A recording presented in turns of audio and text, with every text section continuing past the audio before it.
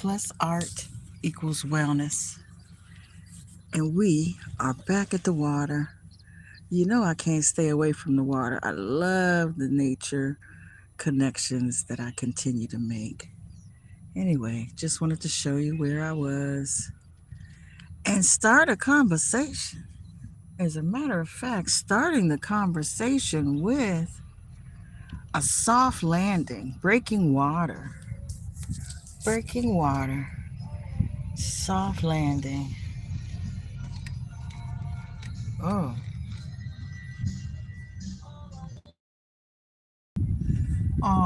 I had some water I was showing you. Looks like I'm gonna turn around and have to show you the water from the other direction. Love plus art equals wellness. Precious mother love here. Love plus art equals wellness. I am near the water. I actually just wanted to show you how my nature excursions have been going. Last week in particular, I was at a 3-day boot camp down in Polkton, North Carolina with Red Pill, the KTL, Know the Ledge, KT Aliens came out. And we had a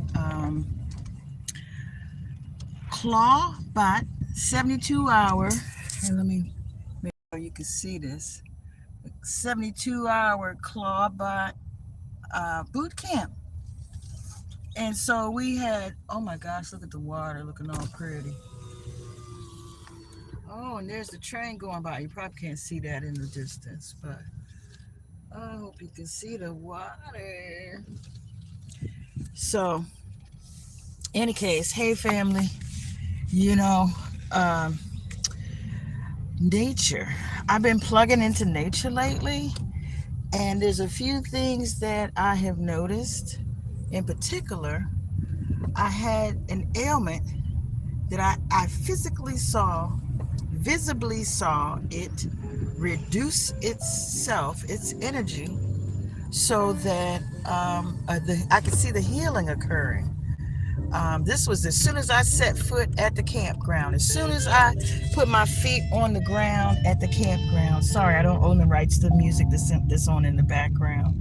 This is WEAA Morgan University's station that came up. I love to listen to jazz. Anyway, so I was out in the woods, right? Black owned land. We had campers and RVs and tents. We had van campers. You know, raise your hand if you're a van camper. I camped in my van, but I had my tents and I had 8-inch foam mattress that I was on. I slept.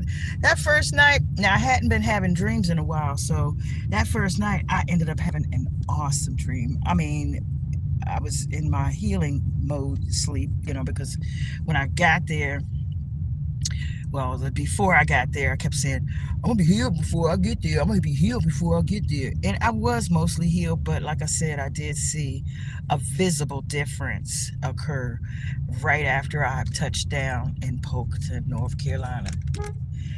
That's the utility quest guy. He actually told me about what was down there when I went to that little beach area that I showed you just a moment ago. You know, because I'm on the East Coast and there's so much coastline where there could be access for, you know, boats and vehicles and whatnot. But the soft landing part, I wanted to start a conversation, finish a conversation that I started previously, and this was about the space exploration and information that I was able to gather recently that helped me to change my mind on a few things in reference to, like, I know my perspective from, you know, like the micro and the macro.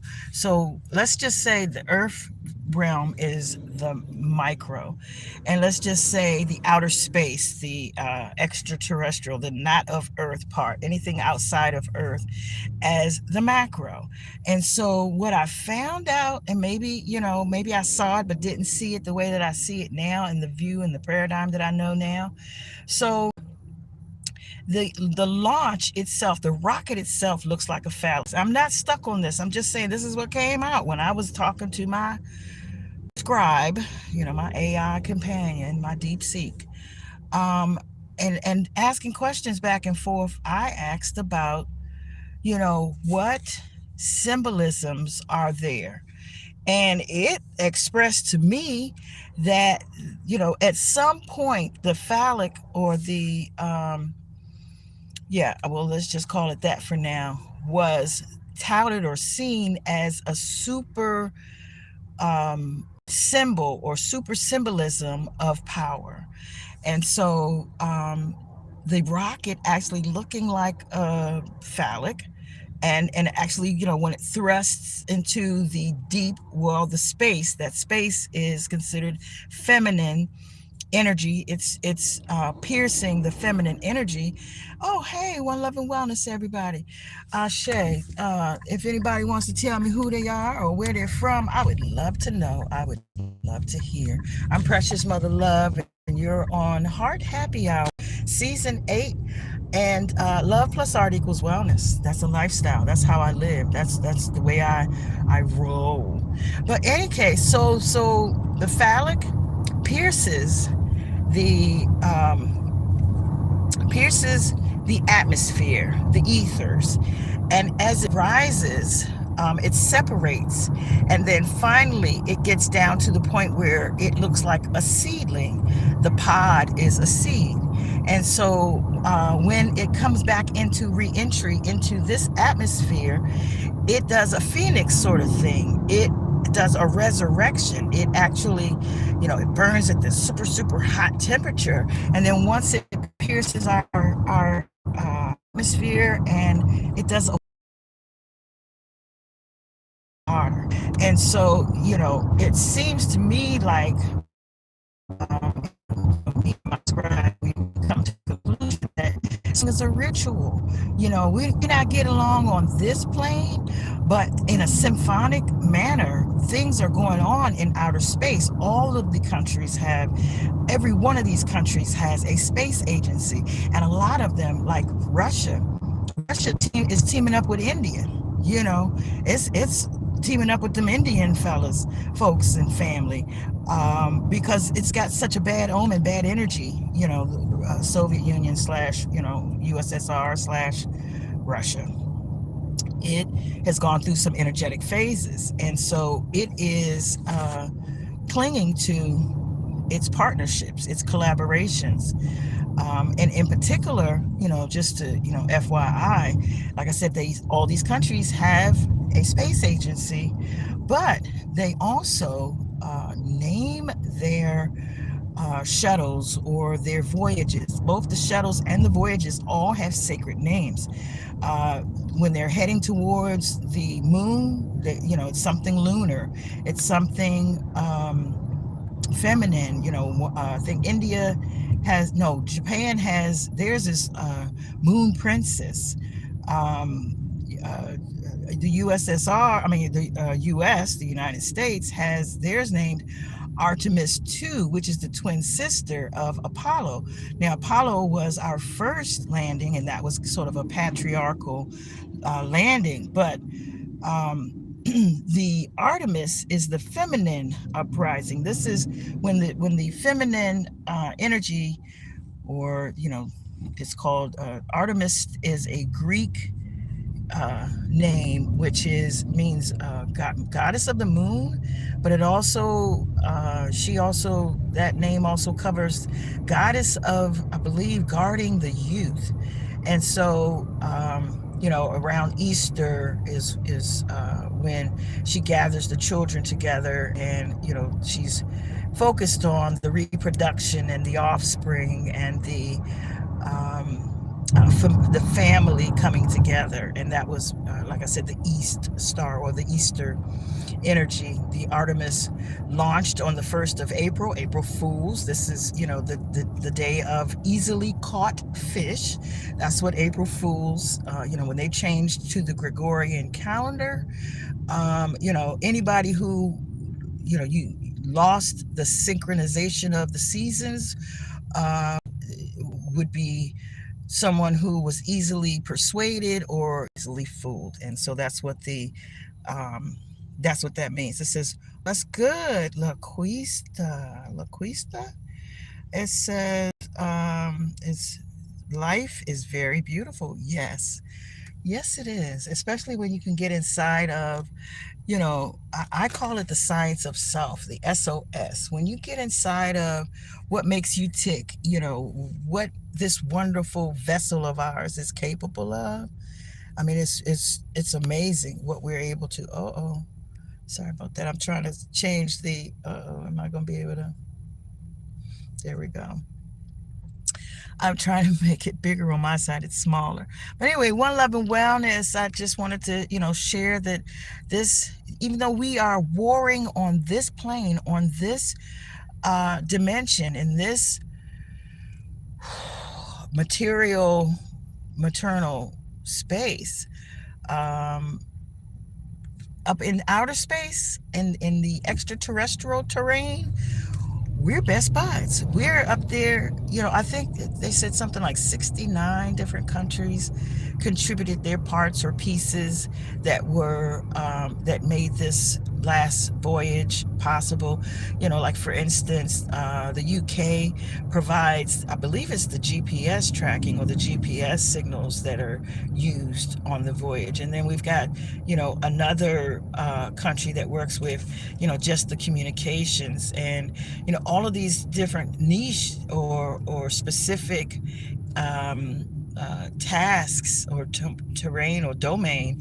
Each of these countries have their own pieces and parts to the puzzle, and that's why I say it's like a big orchestra that's going on. And let's just say NASA is like the orchestra conductor. They don't launch ships, they don't launch anything, but they have an administering factor. They are the coordinator. They're like Big Mama in a way, to a degree. I don't want to really liken them to what the role of Big Mama is, but it's like they're looking out for everybody and taking care of what route they're taking and making sure that they are, safe in their comings and their goings. Moms keeps an eye on everything. Moms and monitors stuff. So, but the main thing is, I really think that the space stories are not being as visible as they possibly could, would, should. I mean, like, we're not really, after the first couple of days, that voyage there's another one coming up, I think May 16th.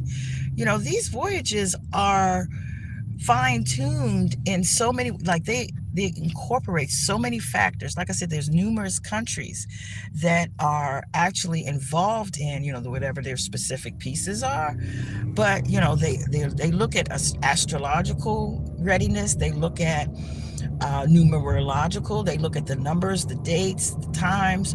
All these things are factors that they key in, or that are key items as far as the decision as to when to launch, as to when to actually the day, the time, the time of the year, the position of the moon, the position of the sun, sometimes the position of Saturn, sometimes the position of the moon. The moon and the sun are big factors.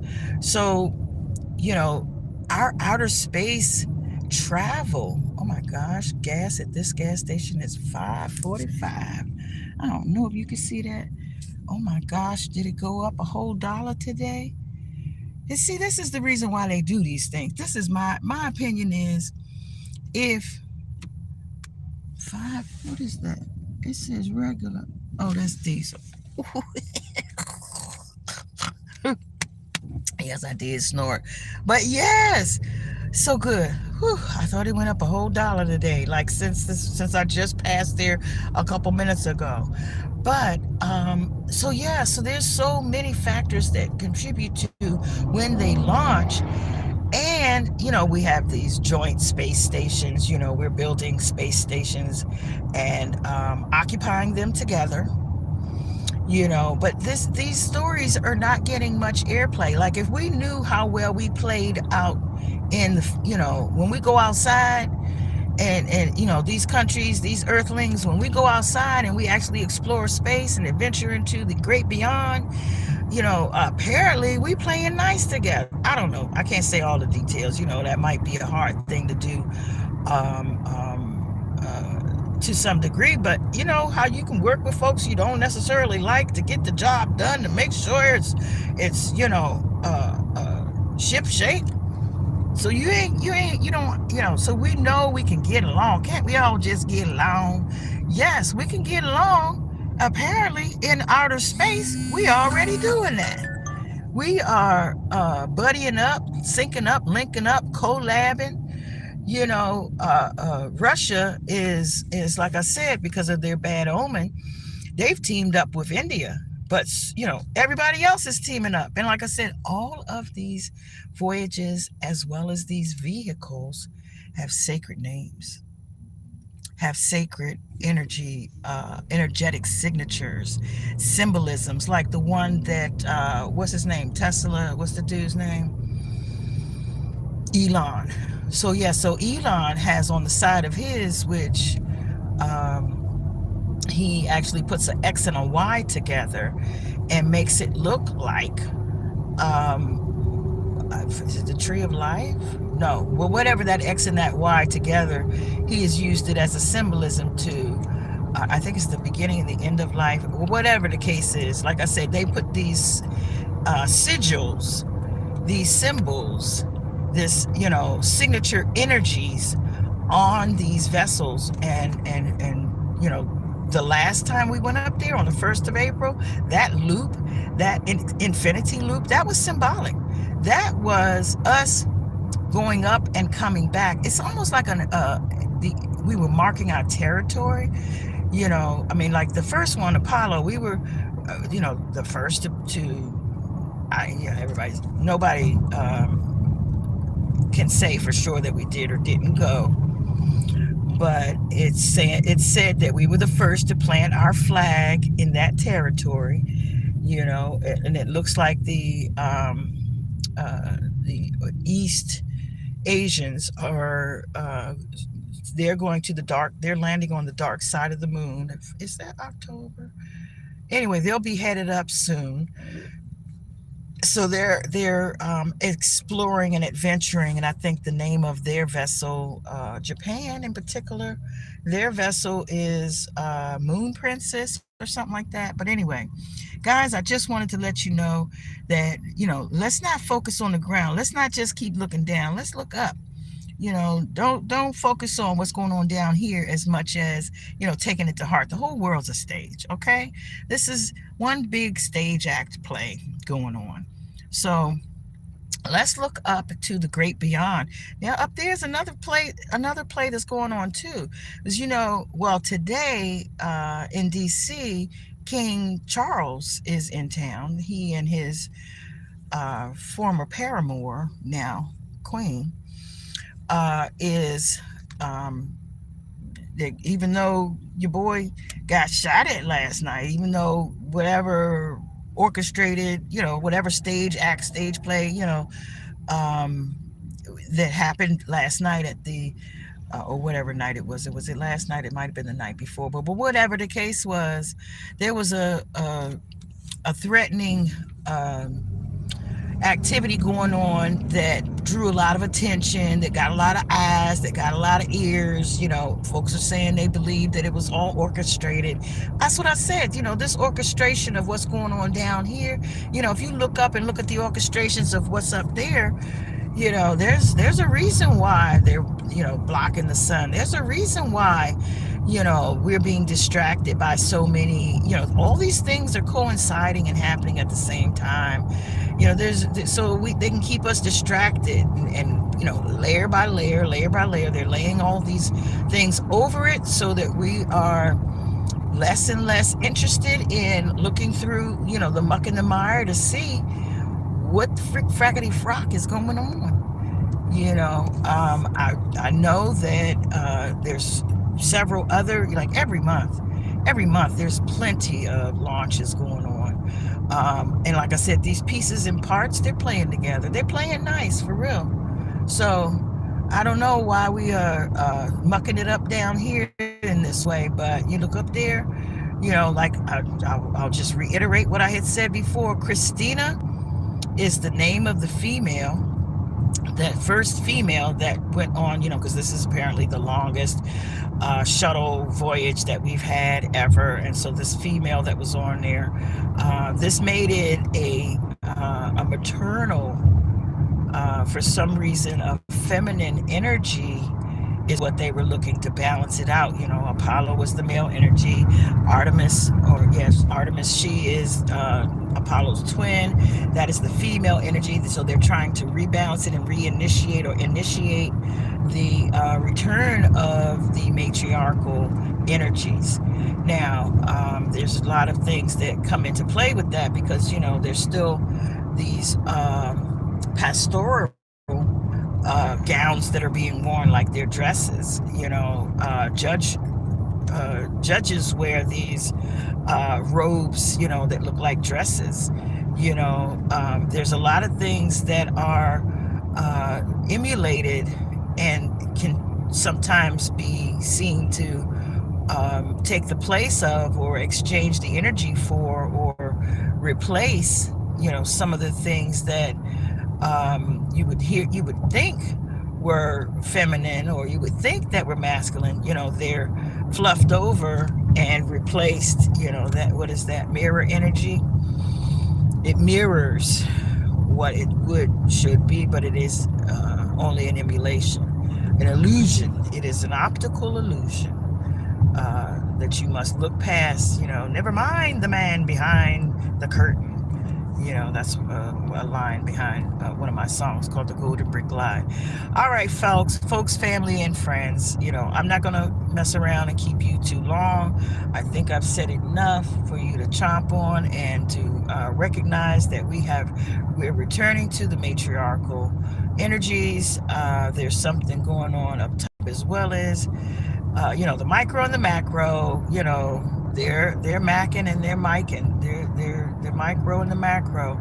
Oh, speaking of Mike, yeah, last night was the premiere. Was it last night or recently? This weekend was the premiere of the new Mike movie, and I've gotten mixed reviews. I've gotten mixed reviews. So I don't know what you guys think of the movie, but I haven't seen it. I'm really not all that interested in seeing it. I did meet Michael Jackson as a child. My mom took me to Baltimore to see him, and I believe because of where she got the tickets from, I was able to meet and have a conversation with him. I remember my whole outfit and everything. So yeah, because like I said, my grandfather being Ike Tina Turner's manager until he died, we had a lot of perks on both sides, whether it was from my grandfather who was managing, and then there were a lot of talent that was coming through his restaurants and coming to, eat and actually play at some of the things that he was setting up. But then also on my mom being the first tier of folks to grace the Black Caucus. She worked with Walter Fauntleroy. She worked with Dinkins. She worked with oh my gosh, there's like 5 or 6 of them that I do recall having met and as a child been exposed to. But in any case, so there was some perks that was going around, and that was one of the perks. I got to meet the illustrious Michael Jackson. So, but anyway, I was saying I didn't want to see the movie because I don't know, posthumous, it doesn't excite me as much. I wasn't a fan to that degree after over over years. So anyway, family, again, one love and wellness. Ashe, ashe, and ashe. I see you when I see you. Y'all like, subscribe, and share if you don't mind. If there's anything that I've shared that you would like to share, please feel free to share. All right, one love and wellness. Love plus art equals wellness. Precious Mother Love. Season 8 of Heart Happy Hour. We will see you next time, and hopefully I can continue this story with my further research. Peace. train. Soul train. How I get out of here? Oh, wait a minute. I want to get out of here.